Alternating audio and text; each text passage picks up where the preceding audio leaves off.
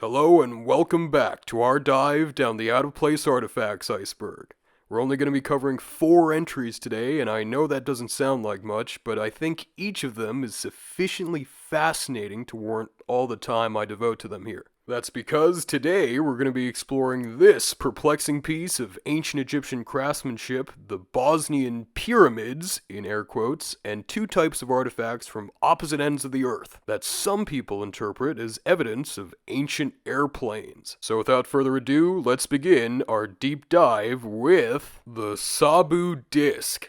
This strange-looking tri-lobed stone vessel was discovered almost 90 years ago on January 10th, 1936 by archaeologist Walter B. Emery in tomb 3111 of the North Saqqara Plateau, just north of Djoser's Step Pyramid, where a bunch of bigwigs from Egypt's first dynasty were buried in huge mastaba tombs. Sabu, the owner of the tomb, was one of them, and based on the ceilings discovered in room F of the tomb, he probably lived during the reign of the First Dynasty pharaohs Den and Anejib. It's thought that he might have even been Anejib's son, and as a Nepo baby, he was probably some sort of high official too. The disc was found in the burial chamber, dubbed Room E, right next to the decayed coffin of Sabu himself, along with 47 other stone vessels, copper and stone tools, and ivory boxes, pottery, arrows, and the bones of oxen for some reason. The disc itself consists of 3 thin, curved lobes separated from the rim by 3 perforations, and it also has a tube at its center, which was probably either used to hold a pedestal or as a container for the stand of some other lost vessel. And if you look closely at it, you'll see that it had to be substantially restored since it was found crushed and broken into numerous pieces.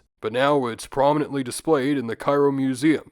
A ton of different theories have been created to explain the disk's exact purpose, and let me tell you, some are way more fantastical than others. The tamer theories include that it was used as a tri-flamed oil lamp for rituals, and that the lobes on it were meant to hold bundles of rushes covered in oil. In a related vein, the Cairo Museum used to label it as either an incense burner or as a flower pot. That it was used as an ancient lazy Susan, which is my favorite theory. That it was used to mix grain with water and fruit, and the sort of basins found at the Sun Temple of the later 5th Dynasty pharaoh Nusret-Ini in Abu Ghurab, which I personally don't buy, but there's a pretty detailed paper explaining it. That it's a wheel, but the fact that it was found crushed shows that it was probably way too fragile to be that, and what's the point of just having one wheel? And that it was used to hold and weave strands of rope together to create twine, but in a telling insight into the mindsets of the champions of the more fringe theories we're about to get into, at least one author dismissed that explanation as being too straightforward, and then immediately afterwards complained about mainstream academia dismissing way wilder crap, like how it's often identified as being part of some lost advanced mechanism, and that its precision and symmetry must point to it being highly machined, even though it just clearly isn't that symmetrical.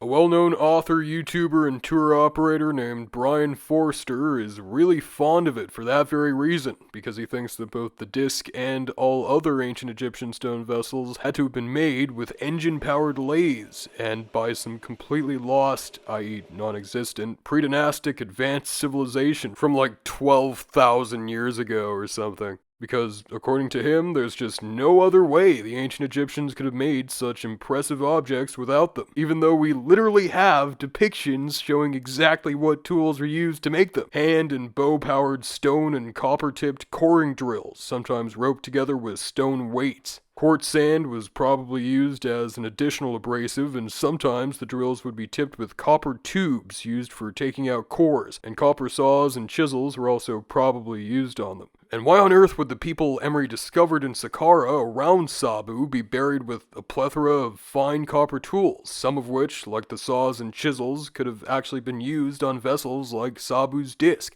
if they had wildly better stuff at hand? Although, of course, Mr. Forrester argues that all of those stone vessels are actually stolen from that 12,000-year-old advanced civilization. Sabu's disk has also been identified as an ancient impeller used to propel water into different channels to help irrigate crops, which is a pretty tame theory, especially in comparison with the theory that it's a copy of a metal flywheel the ancient Egyptians saw as part of the hyperdrive of some alien spacecraft, or that it's a little replica of an entire flying saucer. Both of those ideas were put forward by Erich von Daniken, the father of the ancient astronaut theory.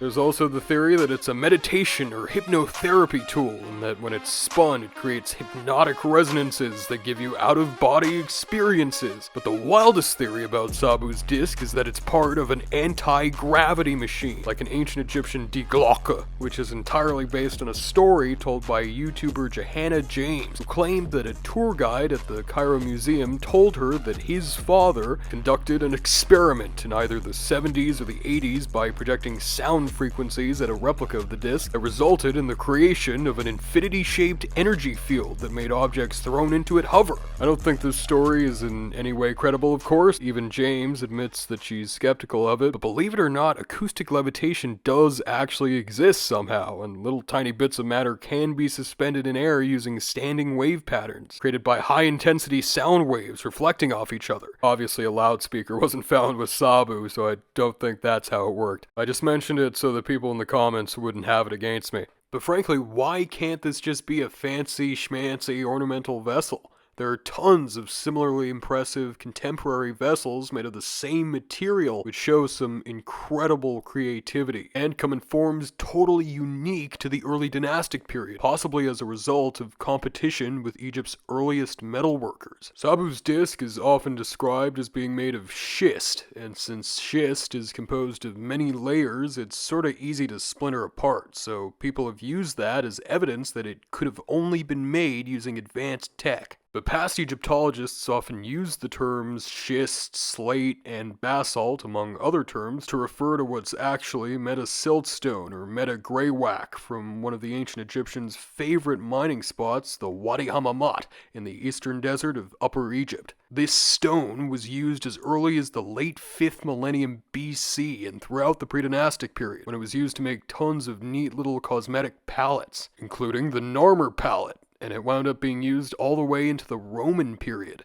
Meta-siltstone is similar to slate, but because it's a weakly metamorphosed sedimentary rock, it's more solid and free of fractures, so it's not as prone to breaking when being carved. Interestingly, Brian Forster also believes that it's siltstone, and he believes that fact makes it even more likely to be an example of ancient high technology, because apparently siltstone resonates well, whatever that means. Out of all Egyptian history, the first dynasty, when Sabu's disk was made, represents Egypt's peak in stone vessel production, which is all the more impressive considering that literally hundreds of thousands of them were made throughout Egyptian history. But for some reason, in the early dynastic period, it was Egypt's greatest vehicle of artistic expression and society's most important signifier of prestige, which is probably why Sabu had so many of them in his tomb. And as a result, there are tons of vessels made around the time of Sabu's disk, made out of basically the same material, which are equally as impressive, if not more impressive, than Sabu's disk. There are a bunch which display the same sort of folded lobes as the disk, like these ones Emery also found in other early dynastic tombs at Saqqara, and this remarkably similar piece found in the tomb of Pharaoh Den,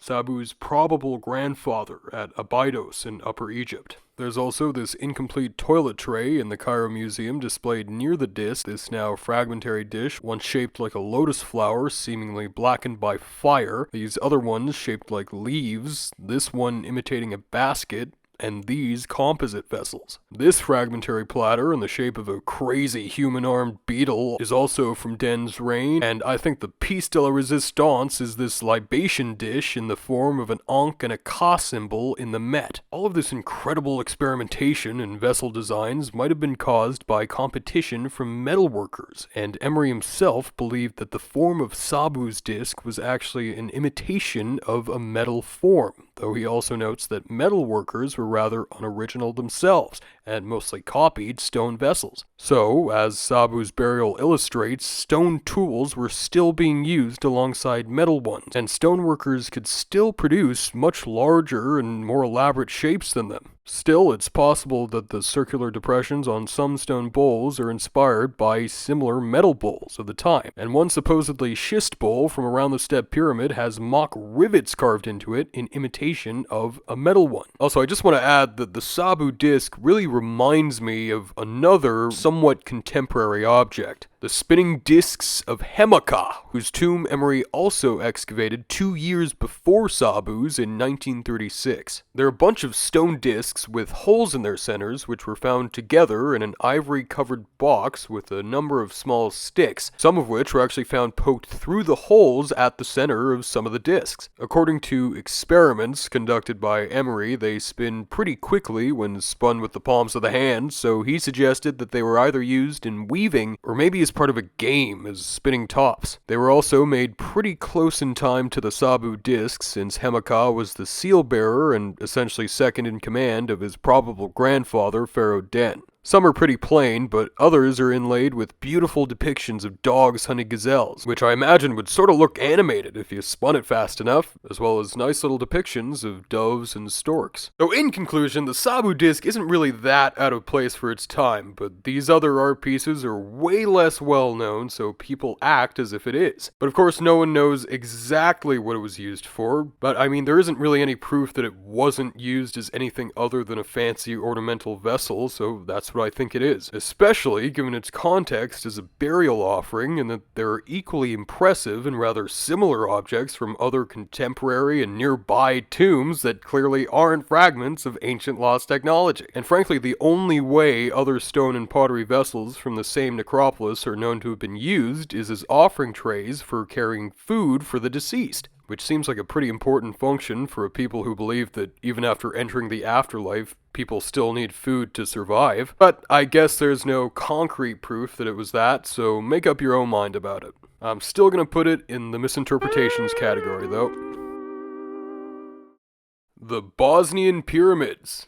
You heard me right, there are pyramids in Bosnia, at least according to this Bosnian businessman and author named Samir Sam Osmanagic. Since 2005, he's been adamantly insisting that this vaguely pyramidal hill next to the town of Visoko in central Bosnia and others near it are actually giant hidden pyramids which were built anywhere between 12,000 and over 33,600 years ago. Osmanagic has become a bit of a celebrity in Bosnia because of these claims, and he's even reportedly been nicknamed the Pharaoh and the Bosnian Indiana Jones by his fellow Bosnians, which is certainly complemented by his trademark fedora. He first became interested in pyramids when he lived in Houston, Texas during the Bosnian War, and along with founding a successful metalworking business there, he picked up an interest in ancient pre-Columbian civilizations, and more specifically, their pyramids. In 2004, he even published a book on the Maya entitled The World of the Maya, in which he claims that the Maya come from the Pleiades, and that their civilization originates from Atlantis and Lemuria. The year prior, he wrote another equally sensible book about how Hitler didn't actually kill himself and instead escaped to an underground base in Antarctica. To promote his books, he returned to Bosnia in April of 2005 and happened to visit Visoko, and there he saw that somewhat pyramidal hill I mentioned, which is known as Visocica Hill. It's actually a pretty important Bosnian historical site since its summit features the ruins of a medieval 14th century Bosnian royal residence named Visoki Castle. It seems to have been at the heart of the early Bosnian state, and Bosnia's very first king, Stephen Turko I Kotromanic, was crowned in a nearby monastery in 1377. The town attached to it, named Podvisoki or Old Visoki, once sat around the hill's base and slopes and acted as an important commercial center. Its rather impressive architectural remains can be seen in modern Visoko's archaeological museum. But Mr. Osmanagic got one look at its triangular facade and decided that it had to be a pyramid, which he named the Pyramid of the Sun. He also whipped out a compass and determined that the hill was perfectly aligned with the cardinal directions, meaning that in his reckoning, there's no doubt that it's artificial. Opposite the Pyramid of the Sun, he spotted another vaguely triangular but somewhat shorter three-sided hill known as Poljasevica Hill, and he dubbed it the Pyramid of the Moon.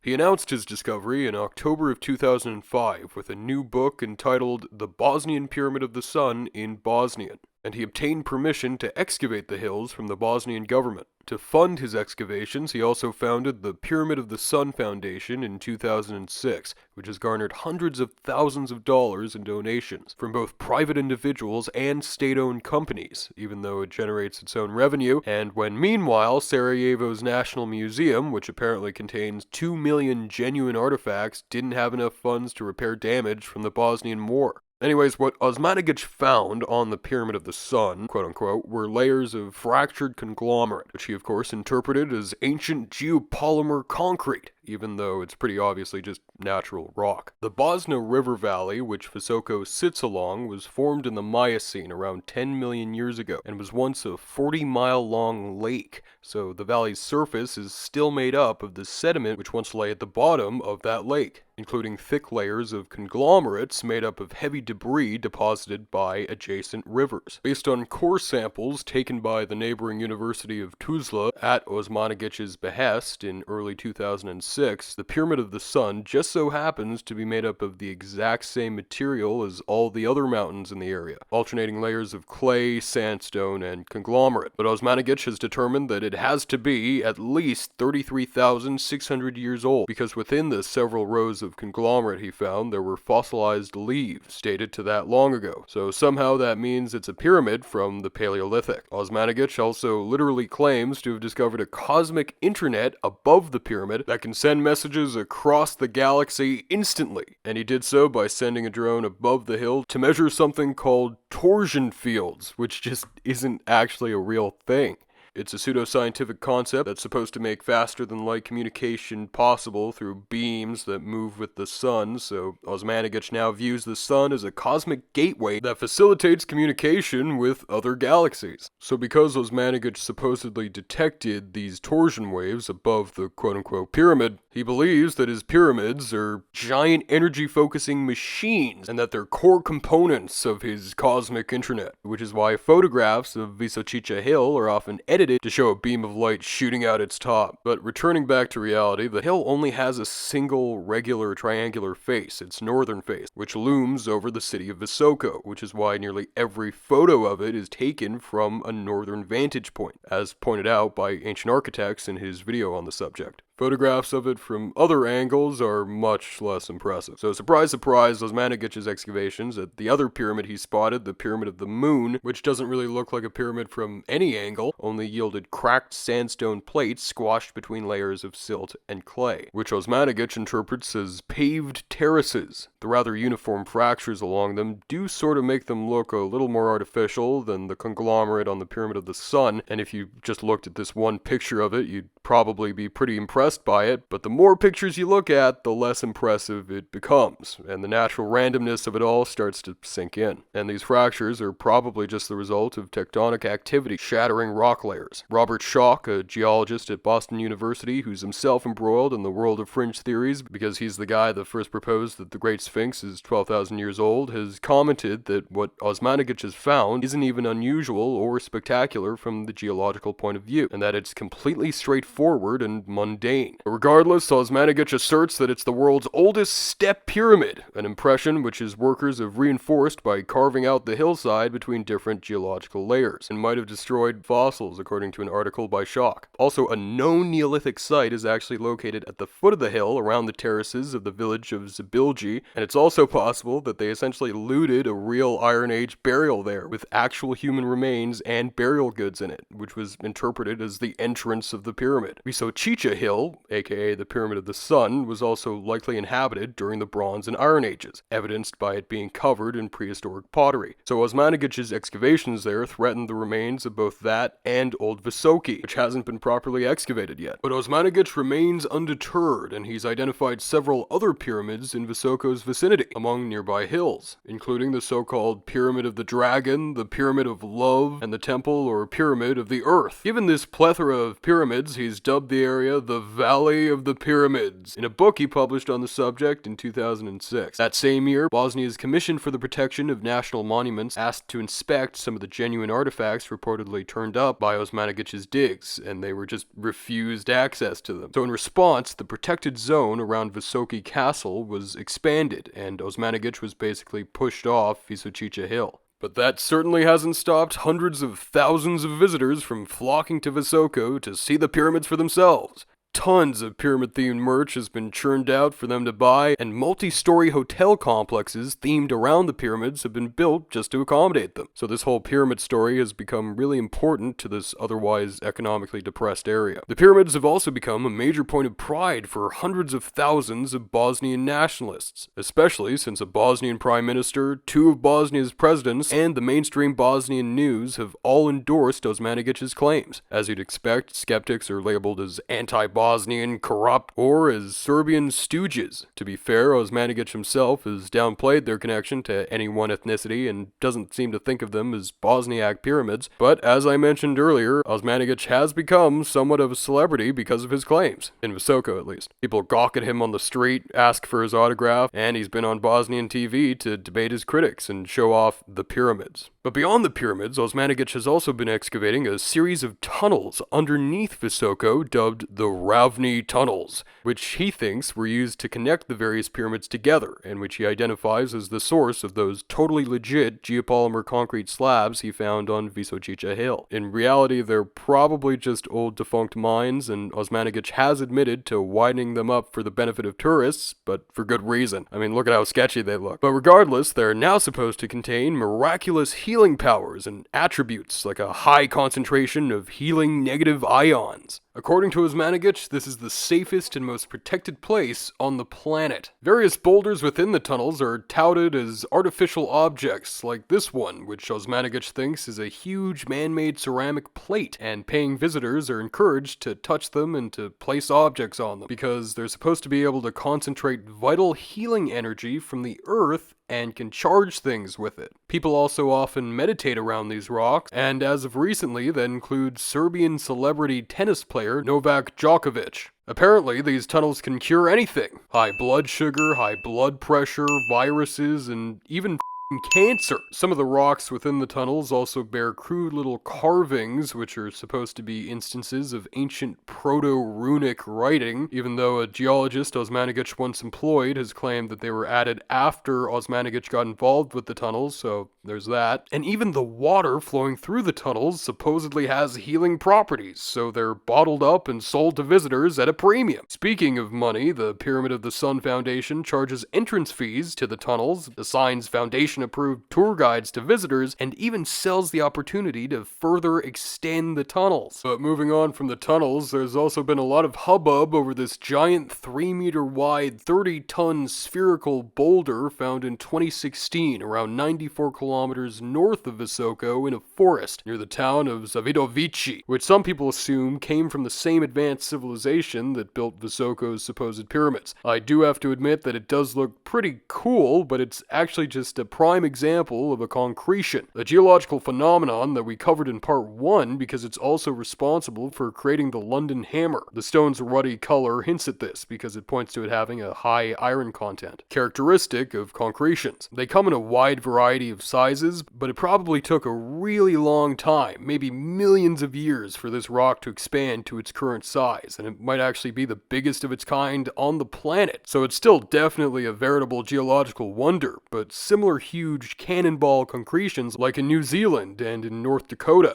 And even here in Canada, along the coast of Lake Huron. And there are numerous smaller concretions in Zavidovici, near the big one, which a local seems to have been publicizing since right after Osmanagic began publicizing the pyramids. Like the quote-unquote pyramids and the Ravni tunnel system, they're supposed to radiate a special energy of their own. So Zavidovici has become a pretty popular tourist attraction among Central European hippies. Those who think that the boulders are artificial have compared them to the diquospheres of Costa Rica. But unlike these natural boulders from Bosnia, the diquospheres are found in actual recognizable arrangements, and sometimes right next to the stone platforms they were once displayed on, within actual archaeological sites. To be fair though, Bosnia does seem to host a bunch of concretions like these. And there are more of them in various places outside of Zavidovici, like at Tiochak in Maglaj in Ponikve, and some found near Banja Luka had a public fountain built in their honor. And these aren't even the only cannonball concretions in Europe. There are some pretty similar ones in the Czech Republic and Slovakia, but still, none of them seem to be anything other than normal rocks. So ultimately, I think the Bosnian Pyramids and the Zavidovici spheres and the Ravni tunnels are all sort of quintessential examples of how natural phenomena can be wildly misinterpreted when someone wants to see something that just isn't there. So into the misinterpretations category they go.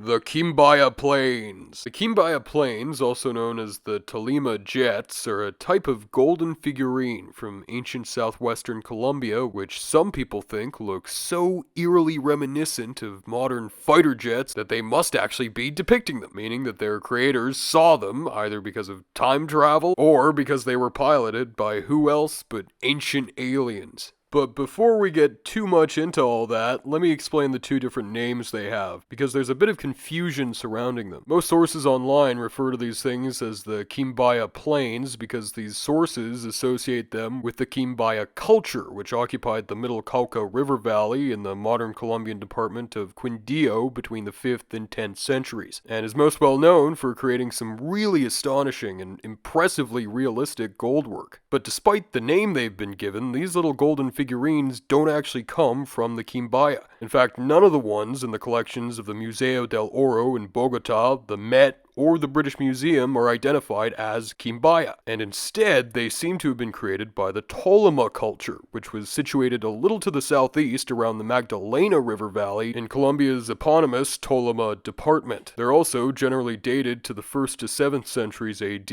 and the vast majority of them are of unknown provenance, but that's because they were mainly found by local looters. But some are known to have come from around the towns of Ataco and Venadillo in Tolima, and some have also come from the part of the Valle del Cauca inhabited by the Calima culture, where I've actually been, and in turn, Calima-style objects like pottery have been found in Tolima. So are these weird little figurines really ancient alien jet fighters? Well, no, obviously not. They clearly have faces and appendages that match what real animals have, and the jets don't have, so there's no reason to think that they're jets. This seems like a textbook case of confirmation bias. People want to find aliens, so they see aliens in literally everything, which is basically the whole premise of Ancient Aliens. People have pointed out that they can't be birds because birds don't have the vertical tails that the figurines do, and there's not a single insect in the world which has wings at the bottom, as Ancient Aliens has said. But you know what has both wings and tails and little pelvic fins like that?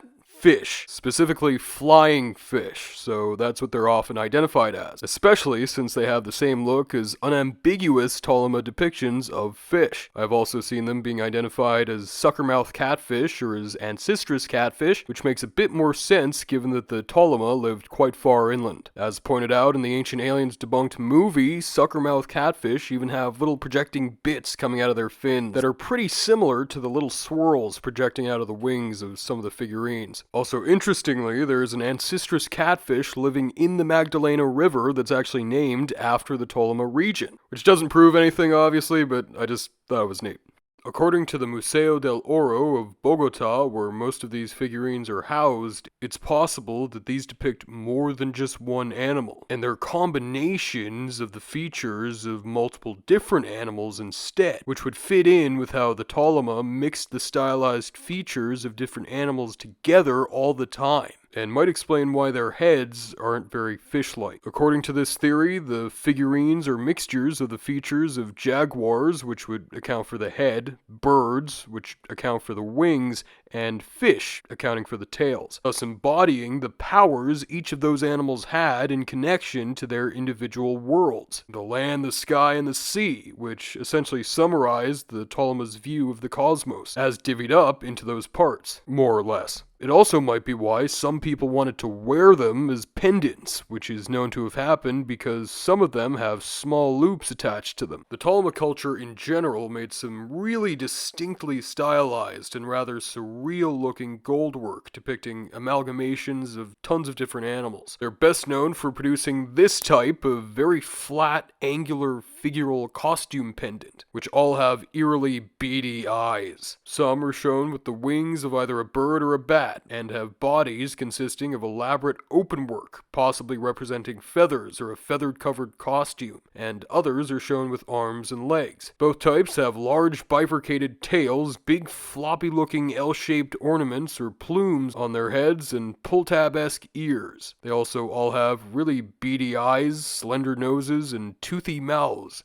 showing that they also have a human element to them. But those bare teeth might also possibly represent bats, felines, or foxes. Also, on a related note, I saw this old documentary in which the narrator, Rod Serling, claims that these anthropomorphic Tyrona figurines are yet more evidence of ancient aliens coming to ancient Colombia, along with the Jets. But I mean, it's clearly just another case of humans and animals being mixed together, this time by the Tyrona culture of northern Colombia. We don't know exactly who they depict, but they probably either depict rulers or mythical ancestors or transforming shamans. And it's thought that the animal heads they have might represent wooden masks similar to those still used by their descendants, the Kogi, today, and show them transforming into fearsome, powerful, helping creatures, bats and crocodiles. One of the Tyrona's favorite motifs was a mythical creature called the Batman, which probably shows a shaman slowly transforming into a bat. These guys really loved bats for some reason. Even the jewelry they wore were deliberately made to make them look more like bats. They had visors with bat ears on them, certain cylindrical nose rings were used to push up their noses, and some lip ornaments were even meant to emulate the fleshiness of a bat's lower lip. They even had combinations of men and bats and crocodiles. For instance, this guy has the body of a guy, the snout of a crocodile, and on top of that there's a diamond shape alluding to the nose leaf of a certain local bat species. So maybe it's possible that these little figurines had an important place in the similarly shamanistic world of the Tolima. Maybe it represented a shaman's ability to transform and access the different worlds represented by each of the animals it consists of. But that's just a theory.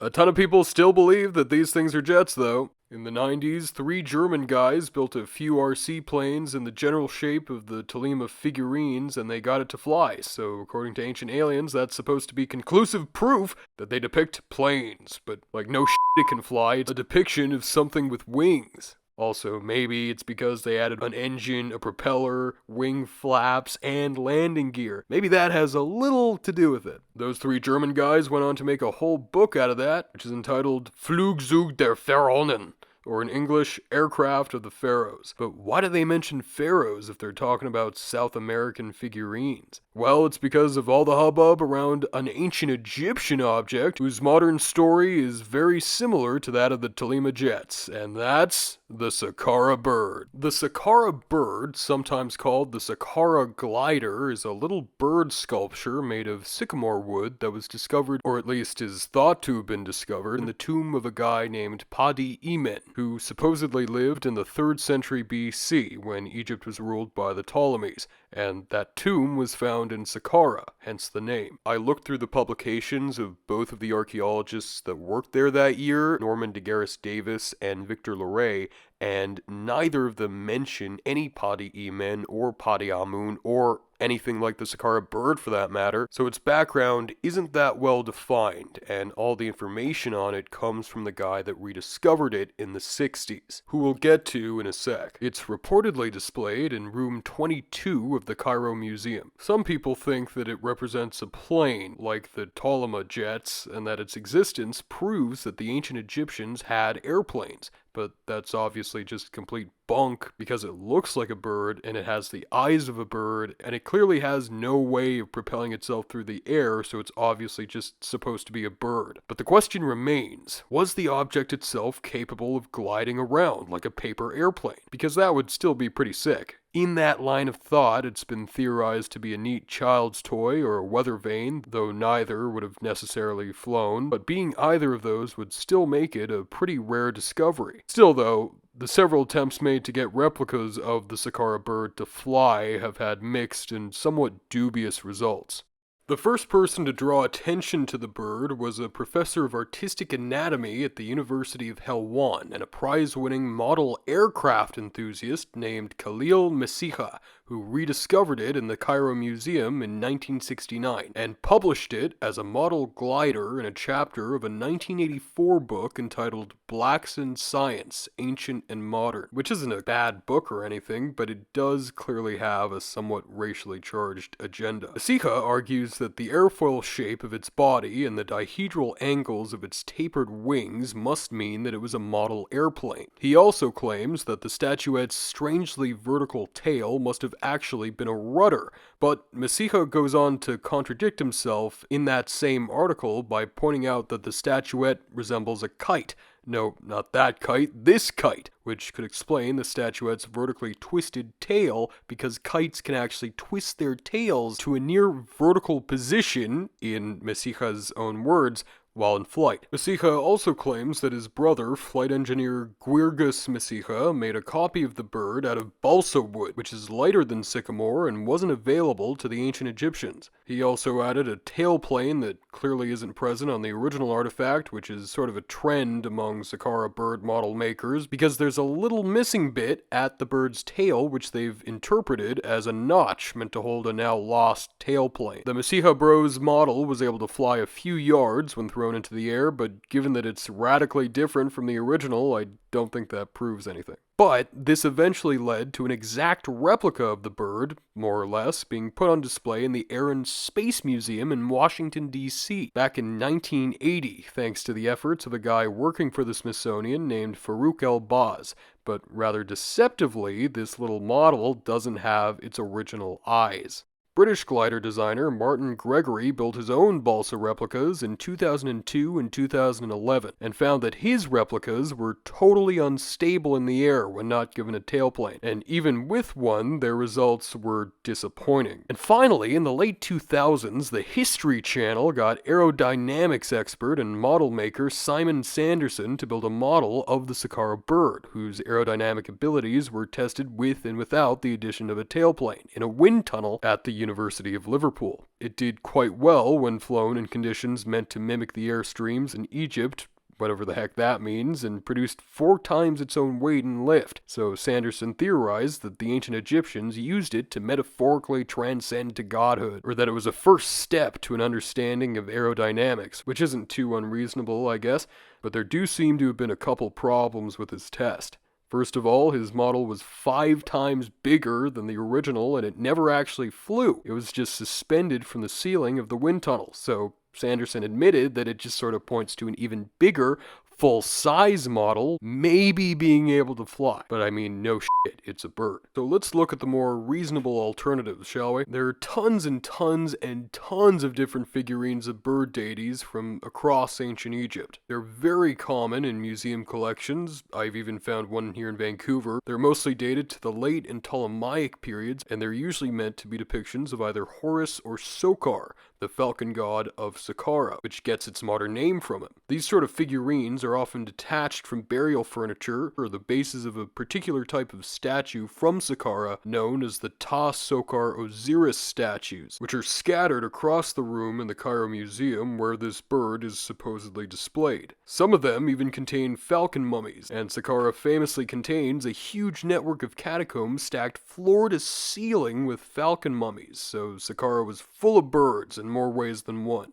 But granted, most have their wings swept back and are more brightly painted than this one. So this one definitely does have a pretty distinct design. And after hours upon hours of internet sleuthing, I was able to find a very interesting parallel to the Saqqara bird. It doesn't have the exact same features, but it certainly doesn't look like other ancient Egyptian bird sculptures. And like the Saqqara bird, it has a hole at its bottom instead of legs. So it might lend credence to the theory that the Saqqara bird is a kid's toy, because that's what it's thought to be. And it was found in yet another tomb. In fact, the most famous Egyptian tomb of all, the tomb of Tutankhamun.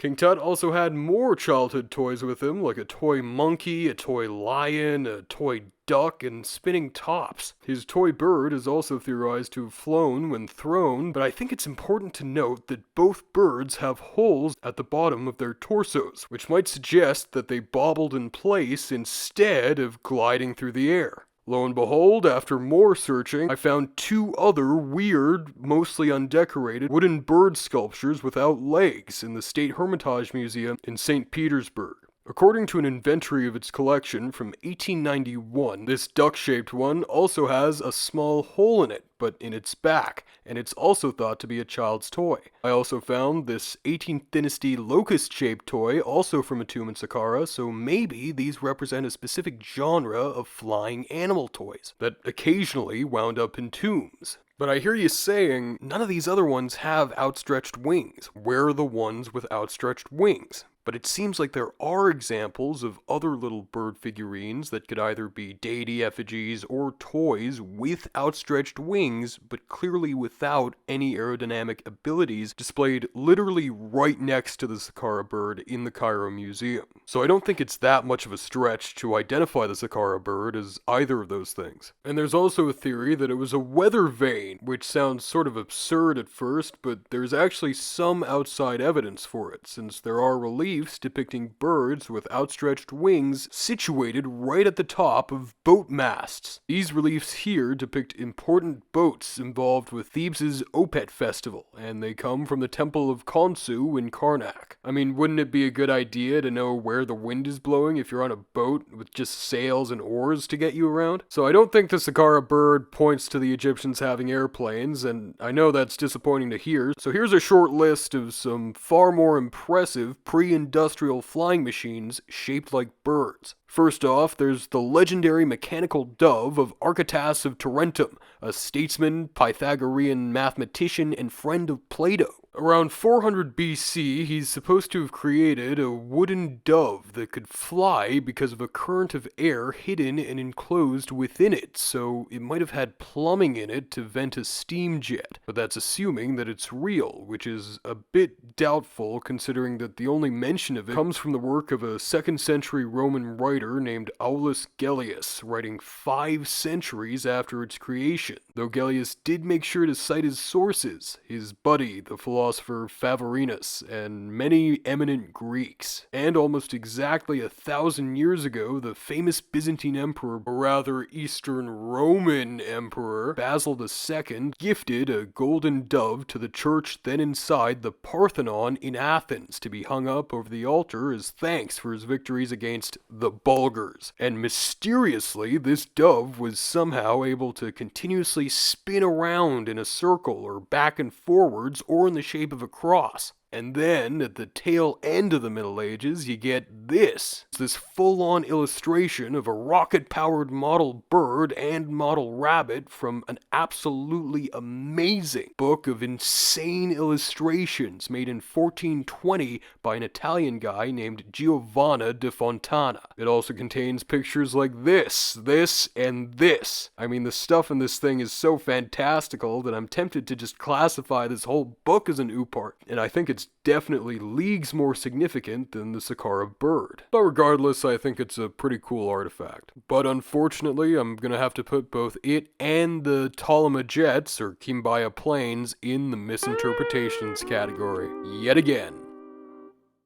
Hi guys, thank you so much for watching. Just before I go on to thank my incredibly generous patrons, I just want to point you guys in the direction of a GoFundMe campaign that a good family friend of mine is running to help her get the money she desperately needs for a new kidney.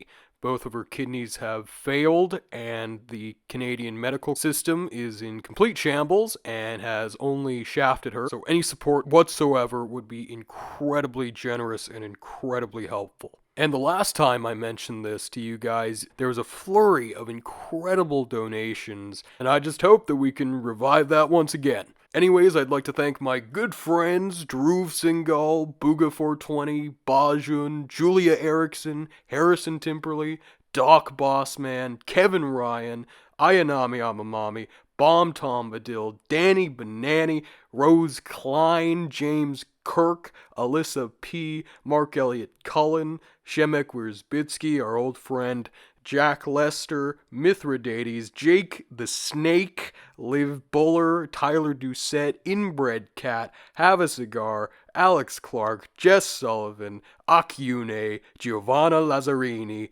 Mark Krupnik, Miha Nidog, Michael, Daisies for Ghosts, Kaylin P, Julie Lau, Mooney, and Zafiro, our new patrons. If you haven't noticed, we've added a new column of Patreon supporters, so that's a big milestone. Thank you guys so much. I'm so sorry for not being as active on the Patreon as I should be, and I'm sorry that this video took 2 months to get out. It's just that I started university again, and I think I've just sorta experienced a bit of burnout.